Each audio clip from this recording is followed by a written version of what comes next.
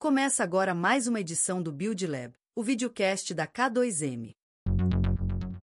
Boa tarde, bem-vindos a mais uma edição do Build Lab. Dessa vez a gente tem uma edição especial, uma edição de Mês da Mulher.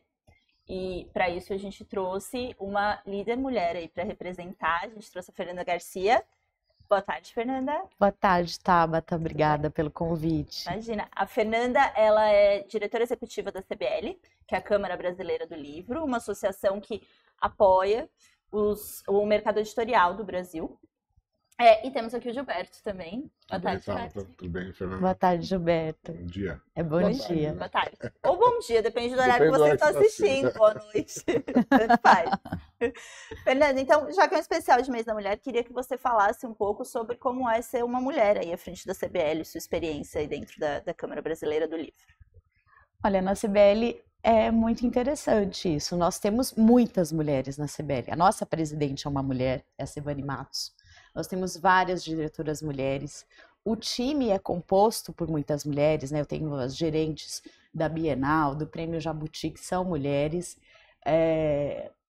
Na equipe de comunicação, todas são mulheres. A gente tem um time muito grande de mulheres na CBL. Inclusive, a nossa pessoa de TI também é mulher.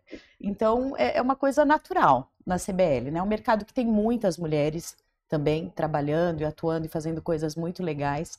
E acho que isso dá uma diversidade para o setor, dá uma possibilidade de ter outros olhares, é muito legal. Tem muitas mulheres aí no setor, na CBL, de uma forma geral. É legal que a gente fala assim que é completamente diferente do mercado do nosso, né? Assim, em tecnologia, a gente tem uma dificuldade grande de trazer mulheres, né? Então, assim, lá na K2M a gente está buscando justamente isso, tentar, né, dar uma diversidade maior.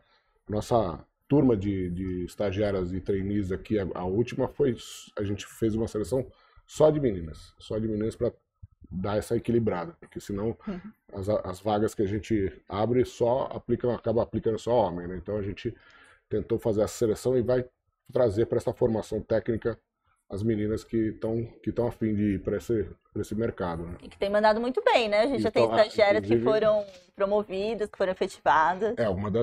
Uma delas já está numa posição já de liderança técnica, né? Então ela está indo muito bem. É muito legal.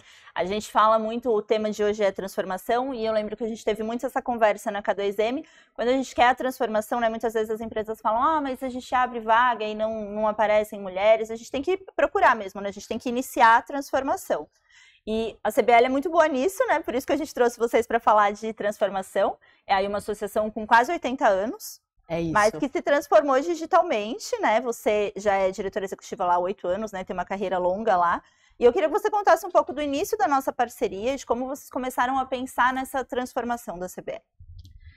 Olha, a transformação digital da CBL, ao contrário da maioria das empresas que começou aí num período de pandemia, que foi quando as pessoas falaram, nossa, precisa organizar, a gente começou a pensar nisso antes.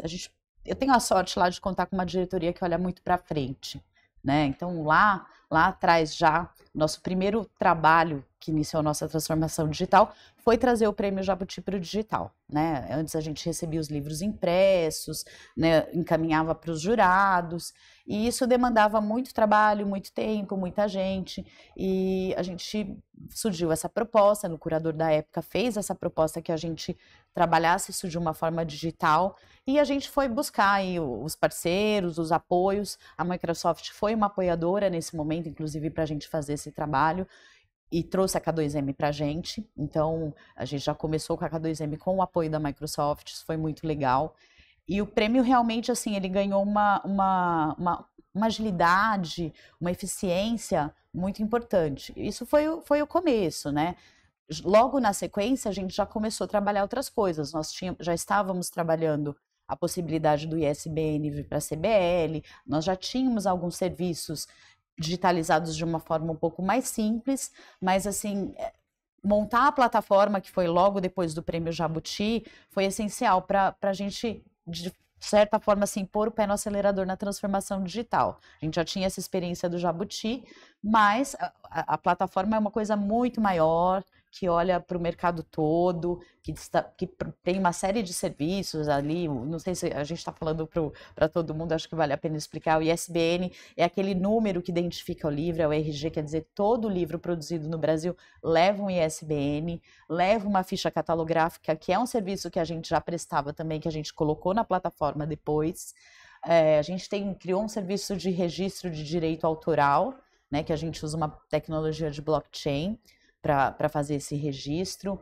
E assim, daqui para frente a ideia é que tudo aconteça ali na plataforma, porque é fácil, os usuários estão contentes, é um serviço muito rápido, a gente tem os parceiros aí que trabalham com a gente, a K2M, né, nessa gestão dessa plataforma que é grande e é importante para a gente. Ótimo.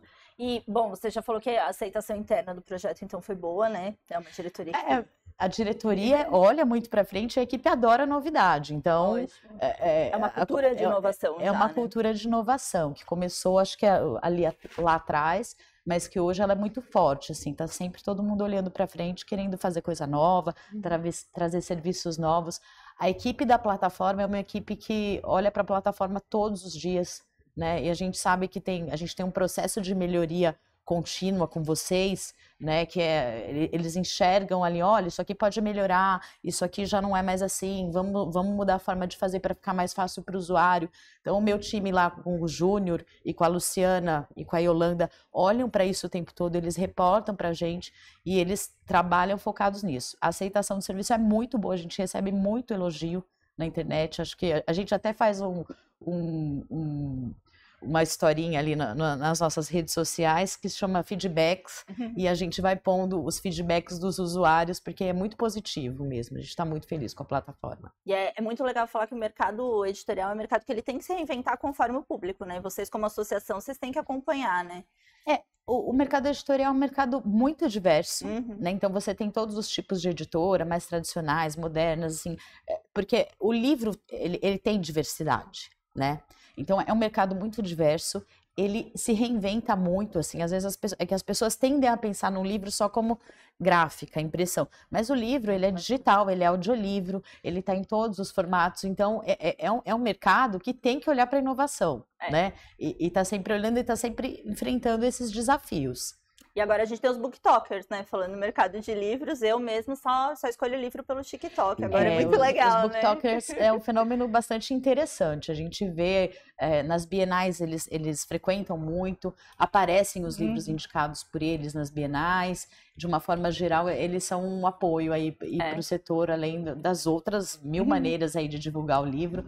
Os booktokers, de fato, fazem um trabalho interessante. É um uso muito bom, né, das redes sociais, finalmente, um uso legal, né? A gente fala tanto dos problemas das redes sociais, esse é um uso muito legal, né? Ver os jovens ali falando de livro, enfim, é muito bacana. É muito legal, um desafio gigantesco para nós. A gente sempre fala, a gente tem um índice baixo de leitura no Brasil, né? Mas um potencial enorme, né? E tem quem lê, normalmente gosta muito de ler.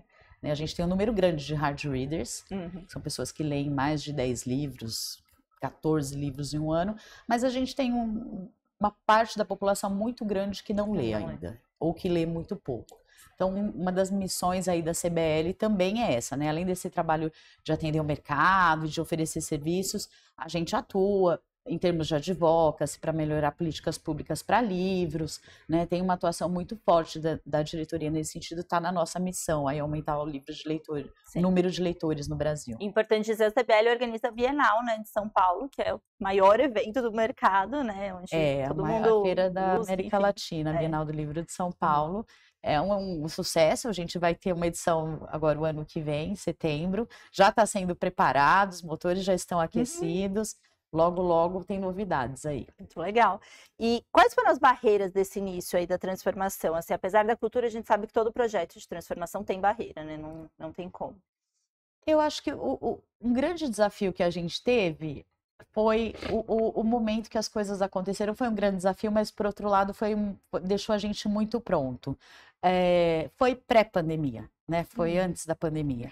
Eu acho que uma coisa que aconteceu, a gente tinha um prazo para começar os serviços, por uma razão a gente teve que começar um mês antes, né? Então o cronograma ficou bastante apertado.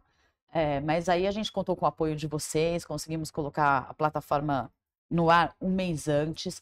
Também foi um alívio, porque logo um mês depois todo mundo foi para o lockdown e a gente estava pronto para o lockdown.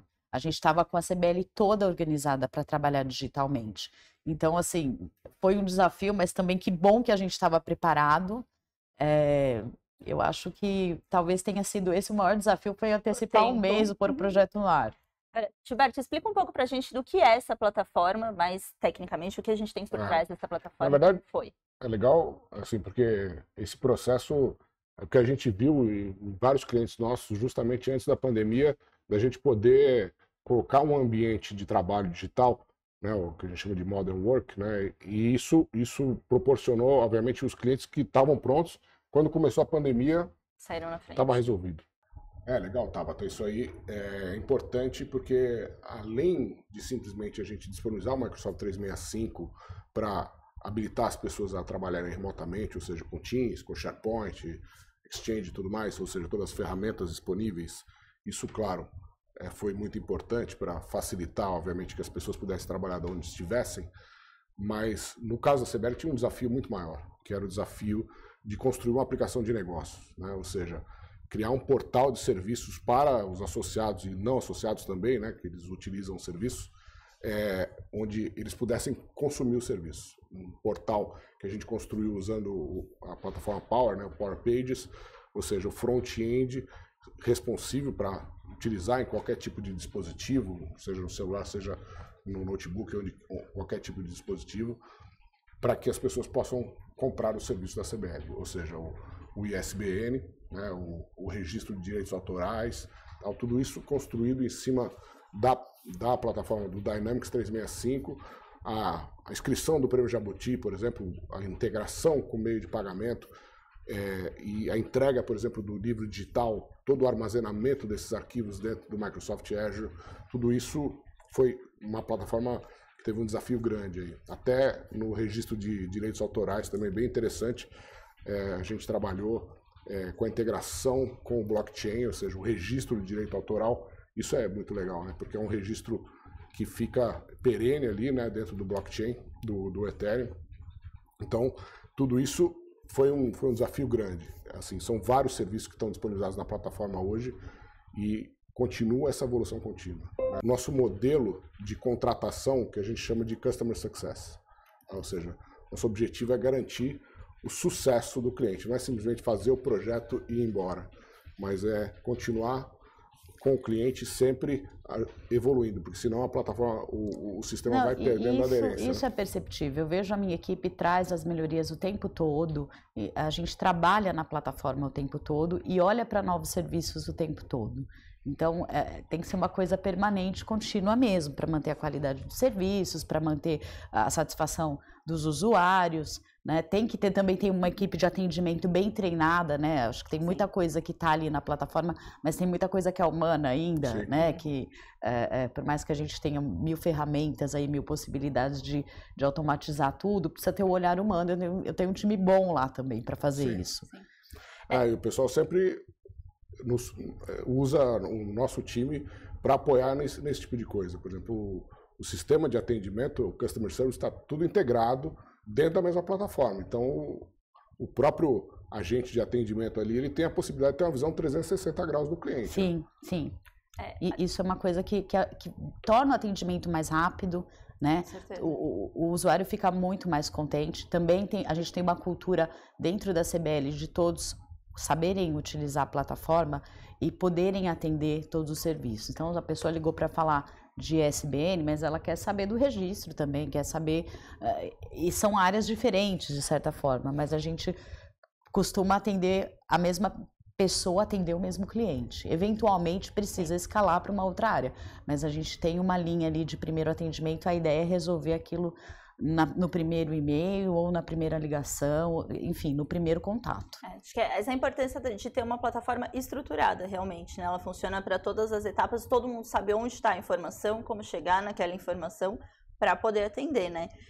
Eu queria falar exatamente sobre isso, sobre o impacto que é fazer essa transformação uma vez e acompanhar, porque o nosso objetivo como K2M é que a transformação seja feita uma vez só e depois seja um processo de evolução, né? Sim. Porque senão a cada 5 anos você precisa transformar tudo de novo. Eu acho que a transformação ela não é um evento que tem começo e fim. Você dá início nisso e ela segue continuamente, né? Isso, a sociedade que a gente vive, como as coisas mudam rápido, os projetos em geral, não só a plataforma, mas tem que ter um olhar contínuo de melhoria, de evolução, de conversar com o que a sociedade está olhando. Então, dentro da plataforma, isso também é assim, né? Essa necessidade de o tempo todo olhar, modernizar. Os meios de pagamento a gente começou com 1, 2, já tem várias formas de pagar agora, porque o cliente quer pagar no Pix, quer pagar no cartão de crédito, quer pagar no boleto ainda. Então, você tem que oferecer a maior possibilidade possível, ter atenção aos clientes, aos usuários, como é que eles recebem melhor, quais são as melhorias que são demandadas. Isso vai sendo implementado continuamente. O tempo todo.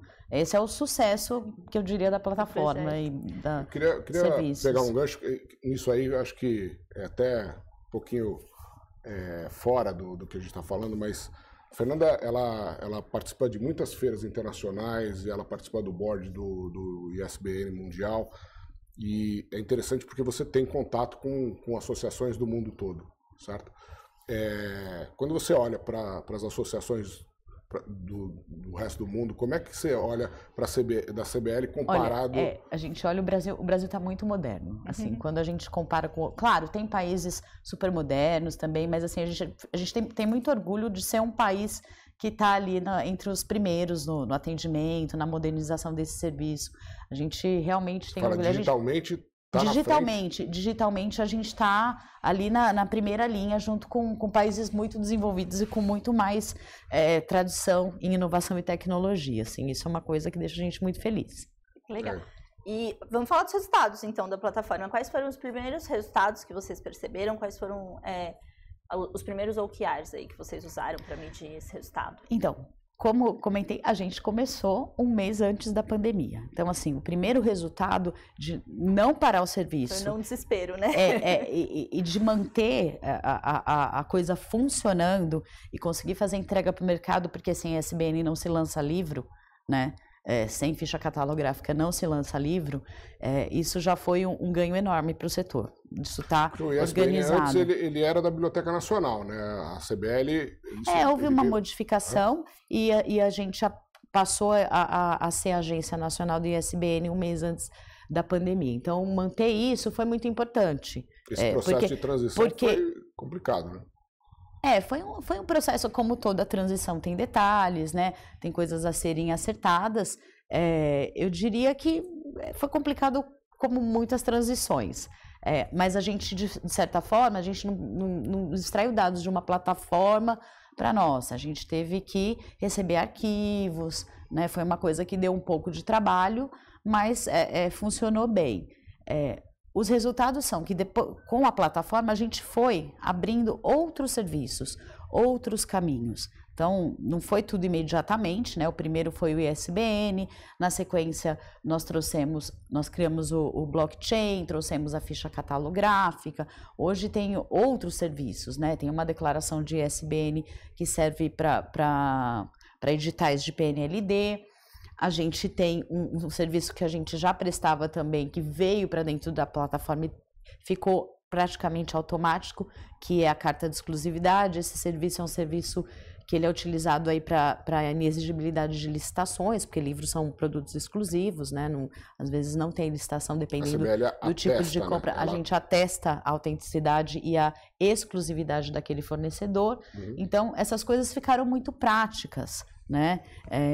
Isso faz com que o serviço aumente. O número de fichas que a gente fazia cresceu muito, né? O número a declaração de exclusividade, ela tem uma relação com o que o poder público compra, então não é diretamente ligado, assim, não é porque está disponível que ela vai ser utilizada. Você fala cresceu muito Em função de estar dentro da plataforma, em função de estar ali facilitado, quer dizer, a hora que você vai fazer a ficha catalográfica, os dados que já estavam no ISBN já são transmitidos para aquele pedido. Então, assim, o usuário não precisa preencher um formulário para o ISBN, um formulário para a ficha, um formulário para a declaração de exclusividade. Está tudo centralizado ali, isso facilita para o usuário. Eu acho que isso também acaba dando um resultado que as pessoas procuram buscar o serviço na CBL. Porque a ficha catalográfica, só esclarecendo, pessoal, ela pode ser feita não necessariamente na CBL. Tá?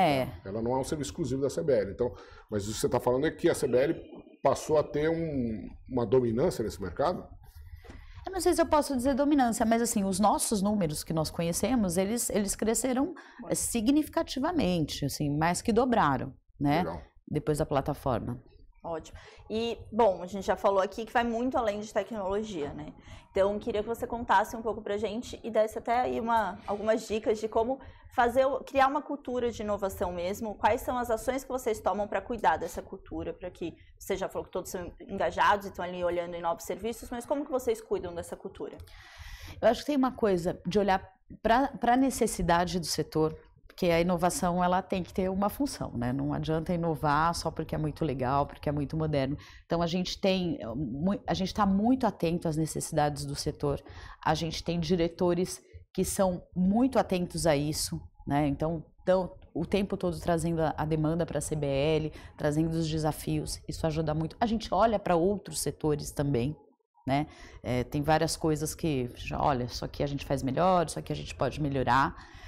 E tem uma coisa também de ter o apoio da diretoria, isso é fundamental, e também ter o time envolvido, né?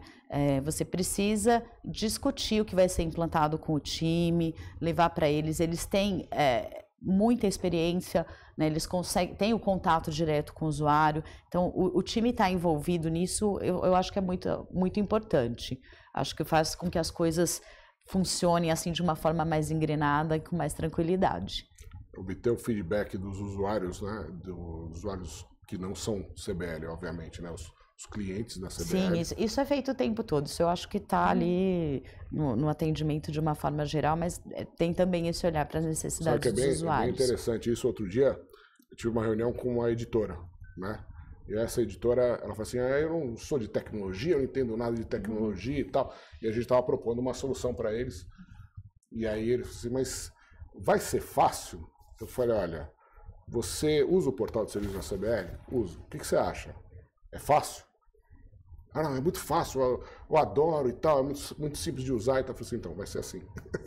Então, a ideia de criar essa usabilidade é fundamental, né? Acho que é importante as pessoas perceberem que quanto menos uma empresa se acha de tecnologia, mais ela precisa de soluções tecnológicas, né? Porque ela precisa de coisa mais simples. A plataforma do Power, por exemplo, eu sou usuária da plataforma, né, nas nossas soluções, e ela não é feita para quem é de tecnologia, pelo contrário, é o contrário, né? É para que todos possam acessar, né? Ela é uma ferramenta de democratização da tecnologia e não uma ferramenta para profissionais de tecnologia. Quanto menos código, mais fácil. Exato. Com certeza. E a ideia é que todos, né, usem, toda a equipe possa usar, que toda a organização possa ter acesso. Sim. Senão realmente fica tudo muito fechado num ambiente só, com dificuldade da coisa expandir, né? Então, isso realmente faz muita diferença. Acho que um problema que toda empresa tem é o número de chamados, né? Que a empresa abre ali para o TI, essas soluções, elas vêm, quanto mais você inovar, quanto mais tecnologia você tiver, menos chamados você vai ter, né? Porque todo mundo vai conseguir mexer ali sozinho, sem precisar de apoio, né? Traz uma autonomia muito maior. Gilberto, conta pra gente agora um pouco sobre como a gente olha os nossos clientes, né? A CBL é um cliente antigo, então como que a gente apoia essa evolução, como a gente faz para entender o mercado de cada cliente, como isso é importante e como funciona o nosso atendimento lá dentro. Legal. Isso a Fernanda já deu uma pincelada nisso, exatamente nessa questão de a gente ir além do projeto. O primeiro ponto primeiro a gente precisa estar muito próximo, e essa vantagem que a gente tem, obviamente, de poder ter o interlocutor, que é a diretora executiva, né? Mas a equipe, todo o time, né? O time lá, exatamente, o júnior. Você tem a diretora executiva, mas tem todo o time engajado, e a gente poder, né? O Júnior é um cara sensacional, inclusive, né? Assim, eu tenho que fazer os elogios aqui, porque ele é sensacional. Por acaso é um menino que está lá, mas né? não é uma moça. Agora, o pessoal, as meninas também, a Yolanda é sensacional também, mas justamente o sentido de paternidade que você mencionou, né? Como é que a gente consegue fomentar o sentido de paternidade para as pessoas que vão utilizar o sistema para garantir a adoção? Porque senão as coisas caem em desuso. Então, você fazer o projeto e entregar é o mais fácil. Beleza, entregou. Depois, como é que você faz com que as pessoas usem com proficiência os sistemas que estão disponíveis para elas? Isso é um grande desafio. Só com a proximidade do negócio é que a gente consegue ter isso e trabalhar esse sentido de paternidade das pessoas, o patrocínio, você falou dos diretores, dos vice-presidentes, todos eles reconhecem a necessidade e o valor da plataforma.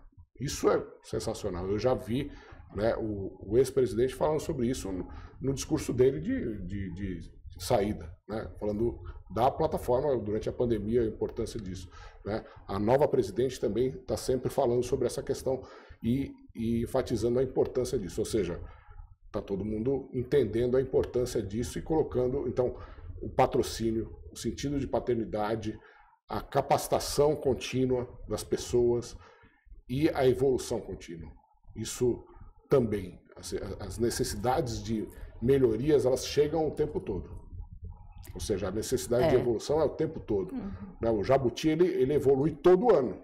A regra do Jabuti muda, os critérios, as coisas, e a gente tem sempre o desafio de prazo, né, de entregar. É porque a tecnologia ela tem que estar a serviço das necessidades, né, a serviço do negócio. Às vezes as pessoas tratam a tecnologia como a regra, na verdade ela tem que estar a serviço. Exato. Né? Então assim, tudo que precisa ser evoluído, a tecnologia tem que acompanhar e atender, e tem que ser fácil. Isso é uma coisa que vocês mencionam, a usabilidade tem que ser fácil tanto para o usuário externo quanto para o usuário interno, na hora da adoção. E o usuário interno, assim, ele vai se ambientando com aquilo, entendendo melhor, mas também ele também tem, o Júnior, por exemplo, ele também tem um olhar das coisas serem mais fáceis para o nosso time, não só para o usuário externo. Hoje, boa parte dos problemas eles resolvem internamente. Né? Internamente, o próprio Júnior resolve. Esse é o objetivo, acho, né, de todo o projeto. E aí, agora falando então de mais mudanças de futuro, a gente está discutindo muito a IA, né, a chegada da IA. Acho que o mercado dos livros é um mercado que discute muito se as pessoas vão ler mais, vão ler menos, se as pessoas não vão mais querer saber de nada, né, como é que vai ficar isso. Vocês, como a organização que apoia esse mercado, vocês enxergam mais um potencial ou uma barreira na IA? A gente, na verdade, tem duas frentes de trabalho na IA, tá? Uma delas é nosso trabalho institucional. A gente sabe que dentro da IA tem obras protegidas, né? Os livros alimentam a inteligência artificial e a gente tem um trabalho para que esse direito autoral seja reconhecido e respeitado. Tá? Isso é uma coisa institucional que a gente está trabalhando no Congresso Nacional com bastante força, é uma questão sim. Mas também a gente utiliza a IA, olha para a IA como um facilitador para alguns processos do processo de edição e a gente tem uma comissão lá de inovação que discute bastante esse assunto, pensa nas possibilidades de como isso pode ser aproveitado pelo setor editorial, até pelas próprias livrarias, pelas distribuidoras. A gente tem uma comissão para pensar nisso, que está lá, publica artigos, tenta levar informação para o nosso setor. Então, a gente vê como uma possibilidade, como um grande desafio também, tanto do ponto de vista da implantação como do respeito dos direitos autorais, mas a gente já está olhando para isso e estudando o assunto. Muitas editoras já estão utilizando, já tem projetos utilizando inteligência artificial, outras utilizam ali no administrativo, tem muito potencial para o setor, porque é um setor de conteúdo, né? Tem muito potencial, mas a gente está caminhando aí nas duas frentes. Na verdade, é o setor que tem muito potencial para vocês, e a IA depende muito do setor, né? Porque isso, a IA é feita de conteúdo, né? Então, realmente é uma coisa importante. E vocês, como CBL, já tem o mais importante, né? Aí puxando a sardinha para o nosso lado, que são os dados estruturados e a governança corporativa, né? Que é a base de toda a inteligência artificial.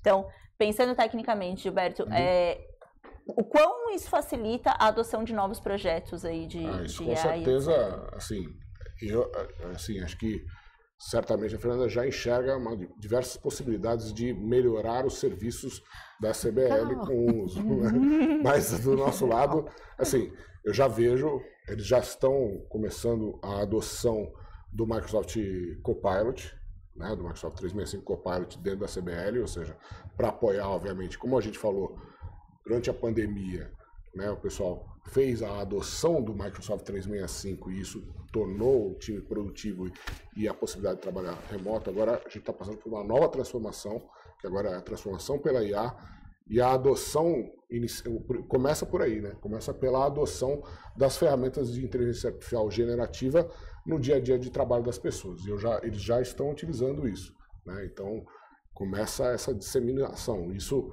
obviamente, passa por um trabalho também de adoção. Com certeza. Não é simplesmente ligar a ferramenta lá. Tem uma questão de cultura, né? De mudança cultural. As pessoas começarem a interagir com a inteligência artificial. E tem uma questão de governança que tem que ser muito bem pensada, por isso ainda não, a gente não está trabalhando nisso, a gente está estudando a governança disso, a gente, inclusive, como a Comissão de Inovação já está pensando no manual de boas práticas para a utilização de IA para o setor, então, assim como foi feito o início da jornada da transformação digital, isso está sendo já planejado e pensado, mas precisa ser estruturado para a gente dar esse passo. Realmente a gente começou com a utilização ali com os usuários, né, com a nossa equipe, mas esse momento vai chegar, já está chegando, né, e rápido, a gente sabe disso.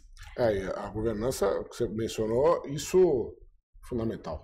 Ou seja, a gente pensar que você tem os seus dados e, obviamente, a IA, ela democratiza esse acesso ao dado, ela torna isso tudo muito mais fácil, né? Então, se você entregar o dado errado para a pessoa errada, isso pode causar Isso é muito sério. Um problema sério. Então, obviamente, você está com o seu ambiente preparado, como é o caso da CBL, ou seja, você está com o seu ambiente com um processo de governança e segurança adequado, isso é fundamental, né? Então, isso é algo que a gente está sempre também olhando e apoiando o Júnior também nesse ponto, ou seja, olhando lá e falando, olha, Júnior, atenção aqui para esses aspectos de segurança e tal, porque qualquer tipo de brecha que possa acontecer, isso pode levar a alguma consequência mais séria. Mas também, a partir desses dados estruturados, as possibilidades se abrem, né? Ou seja... E as possibilidades são infinitas, né? Eu acho que os projetos de IA, eles vão ter que ser implantados em etapas, assim, porque é muita coisa que pode ser feito com isso. Então, cada projeto, cada proposta tem que ser avaliada, tem que ver se a gente já está maduro o suficiente para implantar uma coisa ou outra. Então, eu não vejo a IA sendo implantada assim para tudo de uma vez. Nada. Eu vejo a gente implantando para um projeto primeiro, depois para outro, entendendo o que funciona melhor, o que tá maduro, aqui dá para ir, aqui vamos amadurecer um pouquinho mais, vamos discutir um pouco mais. Os próprios serviços podem ser aperfeiçoados na forma de interação dos usuários, né? Ou seja, o ISBN, o Registro de Direitos Autorais, Carta de Exclusividade, hoje, obviamente, é um portal com facilidades para o usuário, mas se ele puder depois interagir com um agente, né, como se fosse falando com uma pessoa, isso eu vejo que pode chegar nisso, né? Eu vejo muito mais que isso, Gilberto. Acho que isso é um comecinho, assim, acho que tem muita coisa que pode ser feita ali. A gente discute isso internamente no time, com a Yolanda, o Júnior, a Luciana já fez algumas propostas, já está pensando em algumas coisas, mas a gente, como organização e como uma associação, a gente tem muita coisa, tem níveis de decisão, né? A gente tem que tomar essas decisões com muita segurança e muita confiança.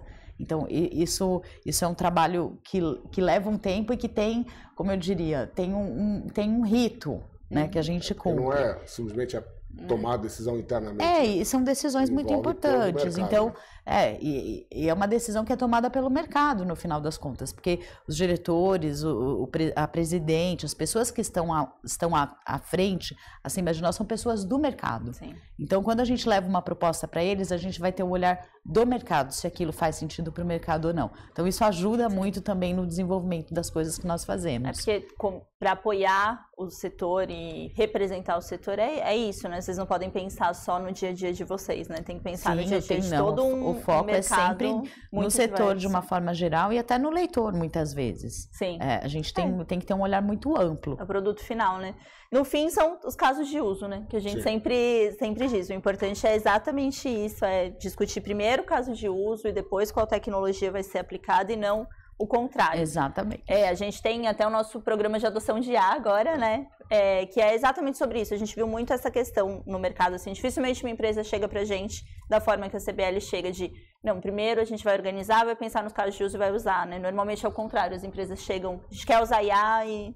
Não importa o que aconteça, não importa como, queremos IA. É a trend do momento. Exato. Né? E aí a gente criou um programa de adoção de 4 fases, exatamente para que, tudo bem, vamos usar IA, mas vamos usar do jeito certo. Então tem que vamos ser mapear, com vamos governar os dados. Responsabilidade. Esse processo, assim, hoje o que a gente vê é justamente isso. Está tendo uma pressão muito grande de inovação pelo uso da inteligência artificial em cima das áreas de tecnologia das empresas. E a gente vê isso, os clientes chegando e falando assim, eu tenho que usar IA. Mas para quê? Qual que é o teu caso de uso? Então, este modelo de consultivo que a gente montou de 4 etapas, justamente ele passa primeiro por uma etapa inicial de desenho desses casos de uso, né? Ou seja, como é que a gente vai, onde que a gente vai obter melhor valor para o teu negócio com o uso e a adoção de inteligência artificial, ou seja, não é simplesmente... Não é adoção pela adoção, né? Exatamente. Tem que ter uma funcionalidade, tem que ter uma razão para aquilo ser adotado, tem que ter o cuidado para ser adotado. E olhar também aquilo que a gente falou. Inicialmente você tem que olhar caso de uso e tem que olhar governança, tem que olhar as duas coisas. Como é que você está preparado? Né? Muitas vezes o cara nem se transformou digitalmente, ele está querendo usar IA. Ele tem os sistemas dele lá, on-premises, e não está nem sequer preparado digitalmente para a adoção da IA e vem a pressão de adoção da inteligência artificial. Então, tem que passar por um processo de transformação e de ida para a nuvem. Vocês já estão lá na nuvem já há muitos anos, né? Desde 2016, mais ou menos, né? Já tá 17 na nuvem. Olha só, e com todos os dados na nuvem e tudo mais, isso facilita enormemente. Então, e a governança sobre esses dados e aí os casos de uso. A partir daí, você consegue começar a implantar novas soluções. E a facilidade, porque agora, assim, implantar soluções de IA é muito mais rápido, porque você já está pronto. Eu acho que implantar a tecnologia de uma forma geral, há uma pressão para que seja muito mais rápido desde lá, acho que desde 17, e a coisa está muito acelerada tanto para essa transformação digital, e a IA nem se fala, né? Porque ela muda muito rápido, os benefícios estão ali mensurados, né? Como ela pode ajudar, mas realmente para funcionar eu acho que exige essa organização toda, né? Projeto bem pensado, mas de fato tem uma pressão do tempo, né? Para que se adote a coisa muito rápido. Na CBL a gente tem uma cultura de avaliar, fazer o plano, levar para a diretoria, ver se faz sentido. E aí, assim, é uma garantia da coisa funcionar. Não dá para você propor coisas que não atendem o mercado. A CBL existe para atender esse setor. Não é para ela adotar o que ela quer. Então, esse olhar é muito importante. Agora, falando do ponto de vista de liderança, né, a gente estava até discutindo essa semana internamente, a gente vê muitos líderes que se sentem inseguros, às vezes, nessa adoção de novas tecnologias e às vezes, não sou expert nisso, como é que eu vou adotar? E não é sobre ser expert na tecnologia, eu não sou expert. Eu tenho pessoas que estão lá dentro e que estudam isso, olham para isso, e eu tenho parceiros, né, na tecnologia. A K2M é um deles, e é assim que a gente segue. Não tem como o líder conhecer tudo, gente. O líder tem que ter uma equipe que ele confia, parceiros em quem ele confia, e evoluir com base nisso, com o que precisar, discutindo o assunto, ouvindo muito, é muito importante ouvir, né? Aliás, a gente aprende muito como líder, com a equipe, com os parceiros, é assim que funciona. Não dá para ser especialista em tudo. A gente tem que, e a gente como parceiro tem o papel de ser o especialista, o conselheiro confiável, né? Ou seja, por isso que a gente hoje não é mais simplesmente Microsoft, a gente está Microsoft e Google, porque não interessa. A gente é multi-cloud. O importante é a gente entender a necessidade de negócio e trazer a melhor solução. Importante falar que até os próprios fabricantes hoje, quando eles criam as novas soluções deles, eles já pensam em integração, porque eu acho que o mercado como um todo já entendeu que não é sobre isso, é sobre integrar e entregar o melhor para o cliente final, né? Então eles mesmos já estão num caminho de ok, a gente é um ecossistema completo, mas como a gente se integra a outros ecossistemas, né? E sim, a K2M está acompanhando essa Até porque ideia. a necessidade de cada organização, olhando de uma forma geral, assim, saindo um pouco... As organizações têm necessidades diferentes, têm e perfis diferentes, né? culturas diferentes. Então, a tecnologia ela tem que ser adaptável, né? É importante que ela esteja em função, acho que estou sendo repetitiva aqui, mas eu acho que é uma coisa que não tem problema repetir. É muito diverso, né? O número de empresas, os assuntos que são trabalhados, é importante ter essa flexibilidade para atuar da forma como o cliente precisa ou como a organização precisa atuar. Acho que o nosso papel como parceiro é isso, né? Entender as fortalezas de cada um dos fabricantes para a gente entregar realmente o que o cliente precisa, avaliando tudo isso, porque às vezes é uma questão do que é mais importante tecnologicamente, mas às vezes é uma questão de cultura, às vezes é uma questão de casos de uso, então e a gente papel, vê, né? obviamente, a própria competição entre os fabricantes torna isso mais rápido, né? Porque a evolução por essa competição está cada vez maior. Então, a gente está olhando os dois, fala assim, bom, onde que a gente consegue ter a fortaleza de um e de outro? Então, a gente vai trazendo isso para os clientes, mas de qualquer forma, assim, o olhar, a proximidade com o negócio, e isso passa muito pelo cliente, né? O cliente permitir com que a gente possa entender melhor o negócio do cliente, né? Assim, a CBL, a gente sempre teve essa facilidade, porque as pessoas, acho que é uma questão cultural mesmo, né? As pessoas na CBL são muito abertas, são muito fáceis de lidar e tudo mais e tal, não tem essa, às vezes, né, alguma ambição de eu preciso mostrar que sou eu que estou fazendo e tal. É uma coisa muito compartilhada, né? A gente tem uma cultura muito forte de colaboração na CBL. Exatamente. É muito forte. As pessoas se ajudam, os projetos se integram de uma forma geral. Não estou nem falando só de tecnologia. A gente tem o Jabuti dentro da Bienal. A gente procura trabalhar integrado e tem, de fato, essa cultura de colaboração. Então, isso ajuda muito. O Jabuti, inclusive, ganhou um spin-off, né? Depois que ele se transformou digitalmente. A gente tem não é uma coisa, é uma demanda do setor. Sim, né? sim. O setor veio e trouxe, olha, a gente precisa que o prêmio reconheça os livros acadêmicos. Surgiu de uma comissão interna da CBL, que é a comissão do Jabuti acadêmico. É um grupo que trouxe essa proposta. Tem um coordenador, que é o Daniel, que está à frente disso. Foi um cara que batalhou bastante para isso. Ele demandou a gente, isso foi discutido em diretoria. Faz sentido? Faz sentido. Fomos em frente e tem o Jabuti acadêmico também, que tem uma curadora mulher agora esse ano também, já que a gente está falando aqui da mulher que é a Nina. A gente já anunciou o nome dela, logo o Jabuti acadêmico começa a caminhar aí também. Vai para a 3ª edição. Já nasceu com bastante sucesso, com premiados importantes. Então, essa coisa de olhar para o setor, ter essa interlocução com o setor, que é o que os diretores fazem, porque eles são empresários, eles estão na realidade do dia a dia das empresas, é importantíssimo. E aí surgem as propostas e as demandas que a gente corre para implementar. E veio o desafio, né? Ou seja, na hora do spin-off do Prêmio Jabuti, a pressão veio também de implantação rápida, né? Sim, tinha que ser rápido. A decisão está tomada, tem que pôr em pé, minha gente. Se vira. E aí a vantagem da gente utilizar metodologias ágeis e o próprio time da CBL está engajado, eu acho que a compreensão da metodologia de usar o Scrum e de ter essa velocidade de entrega, isso também é um fator que contribui muito para que a gente consiga ter sucesso.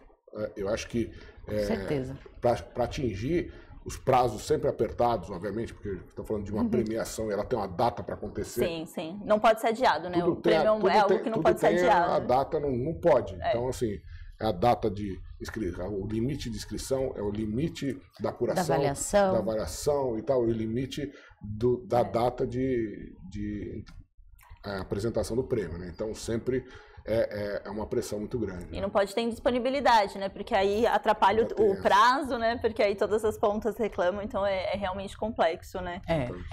Agora, mas é uma delícia. Voltando ao nosso tema aqui de Dia das Mulheres, queria que você falasse um pouco, a gente estava comentando antes, né, que é muito legal, a gente vai em muitos eventos de tecnologia, cada vez mais a gente vê mulheres em eventos de tecnologia, mulheres em lideranças de empresas de diversos mercados. A gente sabe que ainda é muito desigual, né, ainda tem muitas questões a serem resolvidas, mas as coisas estão melhorando. Eu queria que você falasse um pouco sobre a importância dessa diversidade nas mesas de decisão e das dificuldades e do que você acha que uma mulher agrega de diferente, né, numa discussão e num projeto. Eu acho que, quando a gente fala de diversidade, inclusive fala de uma forma mais ampla de diversidade. É importante a gente ter os vários olhares. Eu acho que as mulheres, elas acrescentam, sim, a gente traz um jeito de olhar diferente para as coisas. Eu acho que a mulher tem muito essa visão de colaboração, de dividir. Eu percebo isso, meu time que é composto por muitas mulheres, todas são muito colaborativas. Os homens são também, tá? Eles absorveram... É uma cultura da CBL, não sei se é composta por mulheres, mas de fato isso existe lá internamente. Agora, ter uma diversidade tanto de mulheres quanto assim de tamanhos de empresa na associação. Você tem empresas grandes, você tem empresas menores, você tem o autor independente. Essa diversidade de olhares faz com que a gente consiga entender o ambiente amplo, né, a situação por inteiro, e faz com que a gente consiga caminhar, né, e inovar porque precisa ser inovado. Não quero ficar falando muito do Jabuti, mas vem o Jabuti de novo, né? A gente tem o Hubert, que é o curador, ele tem um olhar para essa diversidade e ele trouxe coisas para o prêmio muito importantes, faz com que o prêmio evolua. Esse ano a gente teve 50% de mulheres juradas no prêmio Jabuti. O Hubert vem trabalhando isso ao longo dos anos. Ele tem então, tá na cultura mesmo da CBL isso. E mulheres ganhadoras, né, no prêmio Jabuti também. Tem mulheres ganhadoras, a personalidade literária desse ano foi Ana Maria Machado. Nós já tivemos 7 personalidades literárias mulheres, que é um número maior do que os homens, inclusive nessa homenagem que a gente faz. Então, tenham cuidado de ter diversidade de uma forma geral, de mulheres também, mas de uma forma geral, de a gente ter representatividade em tudo, né? O júri é composto, a gente tem indígenas no júri, a gente tem... Isso eu acho que talvez seja uma coisa da cultura do mercado editorial, porque como o livro fala de tudo, né, e tem que abordar tudo... naturalmente diverso. Assim, a gente está inserido na sociedade, né? É claro que a gente tem os nossos desafios também como setor, mas eu acho que o livro puxa um pouco isso. O livro puxa esse olhar para a diversidade. O livro ensina muito sobre a diversidade, né? Acho que muitos de nós aprendem muito sobre tudo, lendo, né, gente? Livro vira tudo e tudo vira livro. É um objeto, assim, maravilhoso mesmo. É um objeto de fascínio. E aí, falando de futuro, aí vocês dois podem responder. Temos um roadmap aí, o que vem por aí entre K2M e CBL, o que... Eu não sei se pode falar sobre os novos serviços Ainda não. Vamos fazer igual tá na moda agora. Ainda não. Vem por aí, gente. Vem por aí. Tem novos serviços que já estão sendo desenvolvidos, né? Mas ainda não pode falar sobre os novos serviços. Mas a gente tem sempre um roadmap, né? Acho que isso é importante. A gente sempre olha para frente juntos. Aí essa é a importância dessa parceria, né? Com certeza. De olhar sempre para frente. É isso aí. Então, Fernanda, muito obrigada pela sua presença. Obrigada pelo convite. Principalmente nesse mês tão especial aí da mulher e também por ser uma parceira tão presente aqui na K2M, ter essa parceria tão longa com a gente, né? Muito, muito importante ter parceiros assim. A gente agradece muito sua presença. Obrigada, Gilberto. Obrigado, Tabata. Obrigado, Fernanda. Obrigada. Foi muito, muito importante aqui, muito rica a participação. Que legal. Contem com a gente sempre, participar. Tchau, tchau. Tchau. Tchau, pessoal. Esse foi mais um episódio do Build Lab. Se você quer saber mais sobre as nossas soluções, nosso e-mail e telefone estão na descrição do episódio.